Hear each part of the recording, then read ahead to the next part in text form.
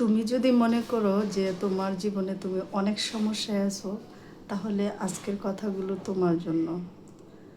কারণ 2 দিন আগে আমি একজন ভিক্ষুকের সাথে দেখা হয়েছে, সেটা আমার বাসার গলির নিচে। এবং আমি সেখানে এমনিতেই হাঁটছিলাম। তো সেখানে একজন ভিক্ষুক আসলো, মহিলা, তিনি বৃদ্ধ বয়সের। তিনি আসার পরে অনেকক্ষণ গলিতে দাঁড়িয়ে এই বাসায় ও বাসায় কলিং দিচ্ছে। আমি ব্যাপারটা দেখে তার সাথে একটু কথা বলে নিলাম।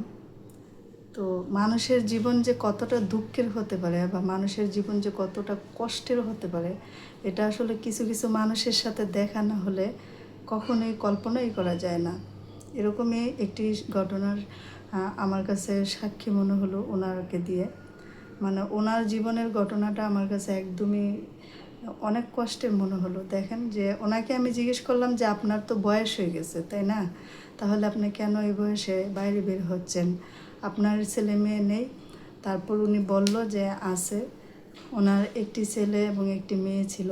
ওনার হাজব্যান্ড অনেক আগেই মারা গেছে। তো উনি ঢাকা শাহজাহানপুর এলাকায় থাকে। তো এখানে আপনারা জানেন যে রেল লাইন আছে, ওই রেল লাইনের পাশেই কোনো এক বস্তিতে উনি থাকে।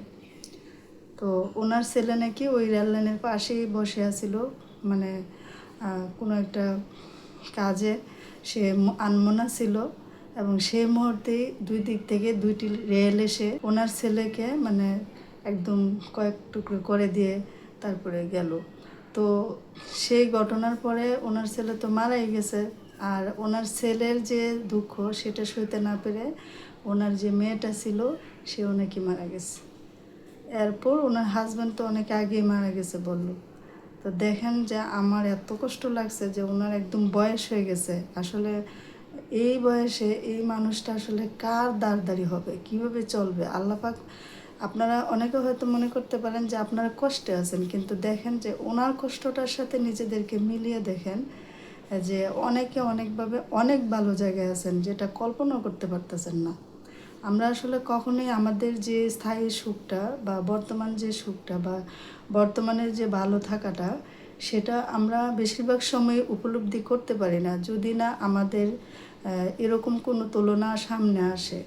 যে ব্যক্তির সাথে আপনাকে তুলনা করলে আপনার নিজেকে অনেক সুখী মনে হবে, দিন শেষে তাকে খুঁজেন এবং তার সাথে নিজেকে তুলনা করে দেখেন আপনি কতটা ভালো আছেন। আসলে সবার উপরে সবচেয়ে ভালো থাকার সব কিছুর ঊর্ধ্বে ভালো থাকার মূল মন্ত্র হচ্ছে যে নিজের প্রিয়জনদেরকে আল্লাহ বাঁচিয়ে রাখা এবং তাদেরকে নিয়ে বেঁচে থাকা। আপনি যেভাবেই খাচ্ছেন, যাই পড়ছেন, সেটা আসলে বড় বিষয় না।